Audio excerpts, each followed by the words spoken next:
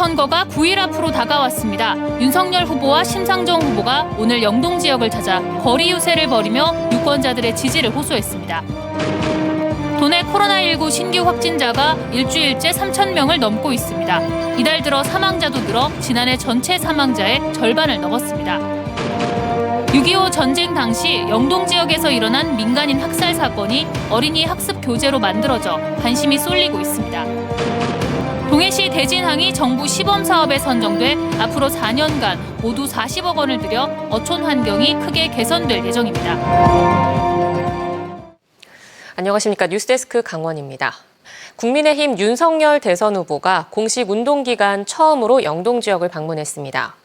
윤 후보는 동해에서 강릉과 속초를 거쳐 홍천과 춘천까지 유세 강행군을 이어가며 안보 문제와 관광, 대북 교류 방법에서 강원도 현안 문제를 언급하며 지지를 호소했습니다. 김영호 기자가 보도합니다. 국민의힘 윤석열 대선 후보는 지난해 말 선대위 출범 후에 영동 지역을 찾을 정도로 강원도의 외선을 자처하며 강원도에 공을 들이고 있습니다. 공식 선거운동 기간 영동 지역 유세는 안보 문제에서 시작했습니다. 강원도는 우리나라 안보의 최첨단 접경 지역인 건 맞죠? 강원도는 안보와 경제가 함께 가야 되는 지역 맞죠? 대한민국도 마찬가지입니다. 이 안보라고 하는 것은 경제 번영의 기초입니다. 낙후된 강원도를 더 발전시켜야 한다며 천혜의 자연환경을 활용한 관광 산업 구상을 제시했습니다. 각종 규제로 받는 피해를 보상하는 차원에서 교통 인프라를 확충해 강원도를 세계적인 환경 거점 도시로 제대로 개발하겠다고 밝혔습니다.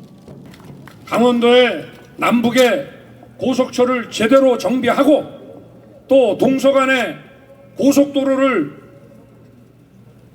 만들어서 강원도가 지금까지는 뒤떨어지고 낙후됐지만 이 엄청난 자원을 활용해서 대한민국 최고의 지역으로 발전시켜야 됩니다. 강릉 중앙시장 월화거리 유세 현장에서는 현 정권의 신재생에너지 정책 위주로는 에너지 주권을 갖기 어렵다며 원전 개발 필요성을 강조했고 북한이 핵 사찰을 받는다면 대북 교류에 응할 생각도 있다고 말했습니다. 북한이 저런 핵 개발만 중지하고 국제 핵 사찰을 받으면 저는 대한민국의 정부를 책임지는 사람으로서 대북 경제 개발 기금을 만들고 북에도 첨단 과학기술 산업을 발전시킬 용의가 있습니다. 소상공인들에 대한 코로나 방역의 실질적인 피해 보상을 약속하며 대통령이 되면 기본 보상금 1,000만 원에 실질적인 손실 보상을 하겠다고도 밝혔습니다. 윤 후보는 속초 중앙시장에 이은 홍천과 춘천의 유세 현장에서 무능한 정권을 교체할 적임자로 본인을 선택해 달라며 강원도 유세를 마무리했습니다. MBC 뉴스 김영호입니다. 정의당 심상정 대선 후보도 오늘 강릉과 춘천을 찾아 지역 민심을 파고들었습니다. 심 후보는 핵심 공약인 전국민 주 4일제로 강원도 2억 명 관광시대를 열겠다며 양당 체제로 심화된 불평등과 갈등, 또 기후위기를 해결할 적임자로서 지지를 당부했습니다. 박은지 기자입니다.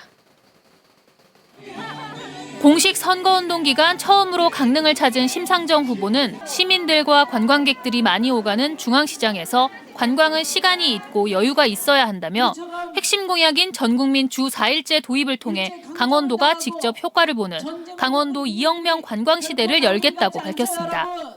전국의 모든 시민들이 이 강릉에 와서 강릉의 맛과 멋을 누리고 숙박하면서 즐기고 갈 수 있는 그런 충분한 여유가 되는 겁니다. 또 강원도의 미래는 녹색에 있다며 녹색 평화 경제지구로 지정해 장기 체류하는 글로벌 치유지구로 조성하고 강릉에 국가재생에너지연구소를 설립해 강원도를 재생에너지 중심지로 만들겠다고 약속했습니다. 안인 화력발전소를 비롯한 현재 진행 중인 화력발전소 건설은 전면 백지화하겠다고 선언했습니다. 정부가 2050년 탄소 중립을 약속하고 신규 화력발전소를 짓는 것 자체가 이율배반적이라고 비판했습니다.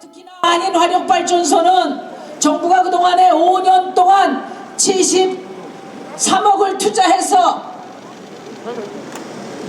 1200톤가량의 온실가스를 줄였는데 그거보다도 더 많은 1500톤의 온실가스를 배출하는 그런 화력발전소입니다. 우리나라가 세계 10위의 잘 사는 선진국이 됐지만 국민들의 삶은 그렇지 못하다며 양당 기득권 체제로 심화된 불평등과 세대 갈등, 지역 소멸 문제 해결에 적임자는 자신이라며 지지를 호소했습니다. 양당이 기득권을 유지하는 대선이 아니라 우리 대한민국을 가장 불평등한 국가로 만들고 청년의 미래를 빼앗고 수도권을 제외한 모든 지방을 소멸위기로 내몬 이런 35년 승자 독식의 양당 체제를 끝내는 거라고 저는 생각합니다. 심 후보는 중앙시장 연설을 마치고 시장 상인들과 짧게 인사를 나눈 뒤 관광객이 많은 안목 커피 거리로 자리를 옮겨 거리에서 유권자들을 만났습니다. 또 강릉의 청년 활동가들과의 간담회에도 참석해 코로나19로 어려운 지역 예술가들의 고충을 들었고 춘천으로 이동해 명동과 중앙시장 일대에서 강원도 유세를 마쳤습니다. MBC 뉴스 박은지입니다. 더불어민주당 강원도당과 소속 지방의원들은 국민의힘 한기호 의원과 권성동 의원에 대해 소상공인들을 위한 예산을 확보했다는 거짓 홍보 문자를 보냈다며 사과를 촉구했습니다. 더불어민주당 강원도당과 지방의원들은 해당 국회의원들이 추경안 처리를 위한 국회 본회의에 참석하지도 않고 국민의힘이 정부 여당과 싸워 소상공인을 위해 예산을 확보했다는 문자를 지역 유권자들에게 보냈다며 뻔뻔한 거짓말이라고 비판했습니다. 이에 대해 국민의힘 의원 측은 의원 개인의 성과가 아닌 국민의힘 전체를 위한 정당한 의정활동이었다며 사과 요구를 일축했습니다. 국민의힘 강원도당도 논평을 통해 민주당의 흑색 선전이 금도를 넘었다며 손실보상 예산을 늘리기 위해 노력했다고 반박했습니다. 오늘도 도내에선 코로나19 신규 확진자가 3,000명을 넘겼습니다. 오후 6시 기준 신규 확진자는 춘천 818명, 원주 808, 강릉 439, 동해 206, 속초 189, 삼척 113, 양양 48, 정선 35, 고성 30명 등 모두 3,311명입니다. 도내에서는 일주일째 신규 확진자가 3,000명을 넘겨 누적 확진자 수도 64,194명으로 늘었습니다. 중환자병상 가동률은 오늘 0시 기준 58.7%까지 급증했습니다. 오미크론 확산으로 코로나19 확진자가 폭발하면서 사망자도 크게 늘어나고 있습니다. 2월 한 달 발생한 사망자가 지난해 전체 사망자의 절반이 넘을 정도로 많습니다. 강화길 기자가 보도합니다. 지난 20일 70대 노인이 감염병 전담병원에서 숨졌습니다. 고혈압과 당뇨를 앓아 요양병원에 입원했는데 코로나19에 감염돼 전문 치료를 받았지만 회생하지 못했습니다. 이처럼 최근 강원도에서 요양시설에 있던 고령자들의 사망이 폭증하고 있습니다. 올해 들어 코로나19 사망자는 벌써 59명입니다. 단 2달 만에 코로나19가 발생한 첫 해 사망자의 4배 넘게 희생됐습니다. 또 지난 한 해 숨진 사람의 67%에 달했습니다. 특히 70대 이상 고령층의 사망자가 압도적입니다. 올해 사망자들을 분석해 봤더니 88%가 70대 이상이었습니다. 백신 미접종자가 63%, 백신을 3차까지 맞았지만 확진된 돌파 감염이 27%였습니다. 더욱 우려스러운 것은 요양병원과 요양원 입소자들입니다.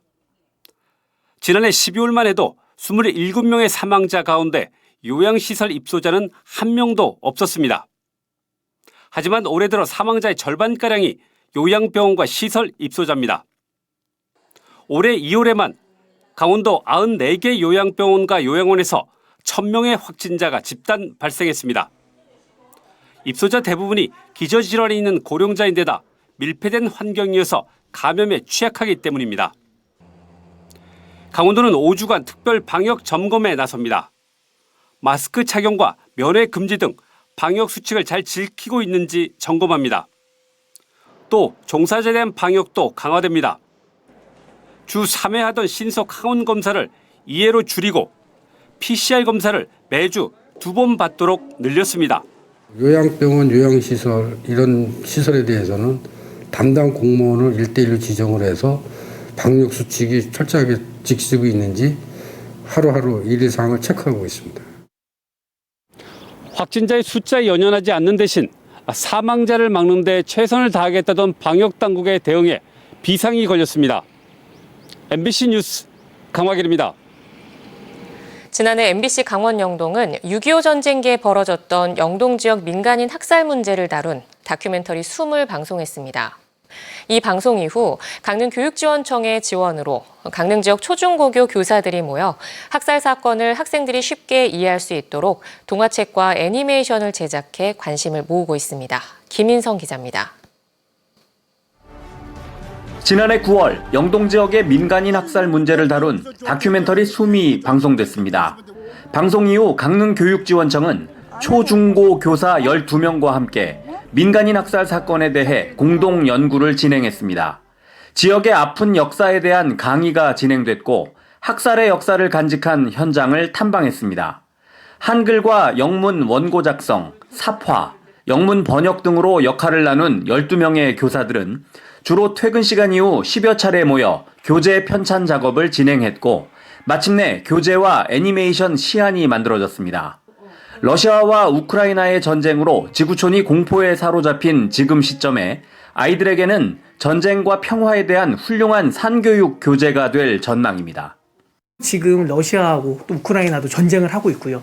때문에 아이들이 전쟁을 직시해야 할 이유도 있고 그림책을 읽고 직접 노암 터널을 가면서 그 모습을 기억하고 상상하는 것만으로 아이들 마음속에 무거움 또 평화에 대한 소망을 같이 그려갈 수 있지 않을까. 교사들은 전혀 알려지지 않고 있던 민간인 학살 역사를 발굴하고 교재로 만든 경험을 아이들에게 나눠주고 싶다며 소감을 밝혔습니다. 이렇게 잊혀져 있고 알려지지 않았던 가슴 아픈 역사가 많구나라는 거를 깨달았고 제가 이 과정에 참여하면서 느낀 점을 아이들도 같이 느끼고 공유를 했으면 좋겠다라는 생각이 들었어요.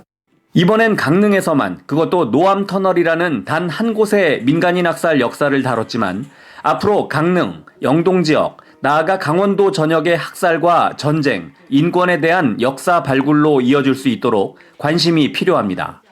교재로서 쓰일 수 있다는 것, 그러니까 그것도 하나의 용기라고 보거든요. 그래서 그러니까 이것이 저희 지원청만의 일이 아니라고 보고요. 다른 지역에서도 그렇다면 우리 지역의 이런 민간인 학살 또는 그런 아픔의 현장 찾아보는 것들 충분히 가능하다고 보고.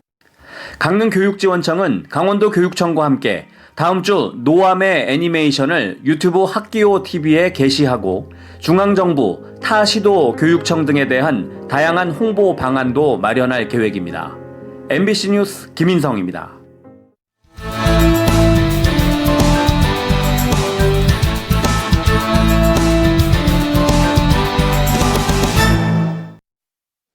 동해시 대진항이 해양수산부의 포스트 어촌 뉴딜 시범 사업에 선정됐습니다. 이철규 국회의원에 따르면 동해 대진항은 해수부 어촌 활력 증진 지원 시범 사업에 선정돼 국비 49억 원 등 모두 70억 원이 투입돼 2025년까지 4년 동안 관련 사업이 추진됩니다. 시범 사업은 어촌 임대주택과 유휴시설 개선 등 시설 조성과 어촌 생활권 공간 환경 개선 등입니다.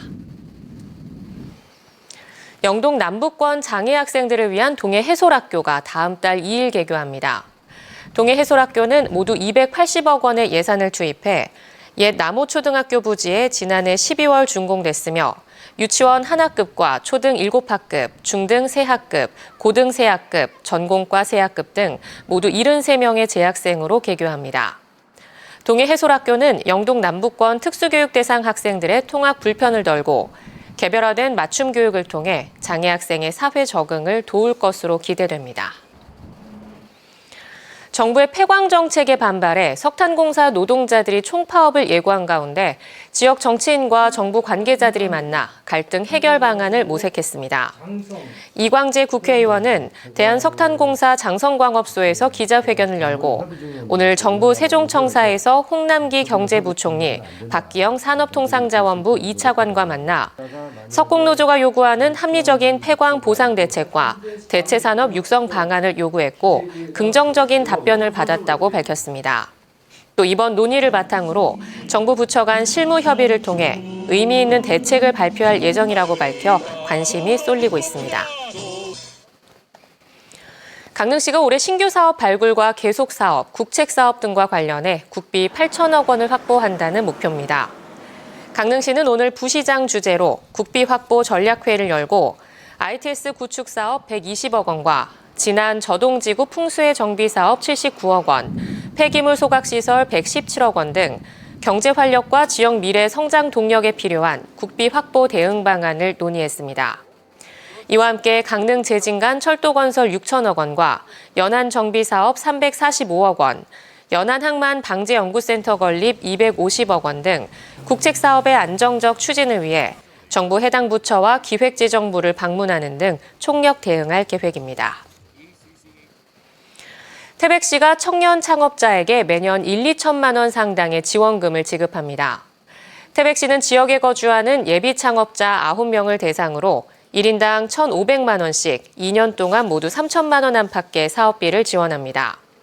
또 사업 7년차 이하의 청년 사업자 6명에게는 첫해 1,500만 원을 지원하고 2, 3년 차에는 인력을 추가 채용할 경우 매년 2,400만 원의 인건비를 지급합니다. 지원금 신청 기간은 다음 달 16일까지며 태백시가 적정 사업성 등을 평가해 지원 대상을 선정할 예정입니다. 삼척시가 올해 547억 원을 투입해 공공체육시설을 대폭 확충합니다. 삼척시는 내년 12월까지 170억 원을 들여 중앙시장 인근의 국민체육센터와 가족센터 등을 갖춘 생활 SOC 복합시설과 어울림 플라자를 조성하기로 하고 다음 달 공사를 시작할 계획입니다. 또 종합운동장 뒤편에 233억 원을 투입해 국제규격 축구장과 골프장 등을 갖추고 2024년까지 144억 원을 들여 생활체육공원 내에 지상 3층 규모의 체육공간형 문화복합시설을 짓습니다. 이 밖에 도계 지역의 복합체육문화센터 건립, 삼척시 교동의 수영장 건립과 근덕면 전지훈련 전용 축구장 등을 짓기 위해 관련 용역을 벌이고 있습니다. 강원뉴스 마칩니다. 고맙습니다.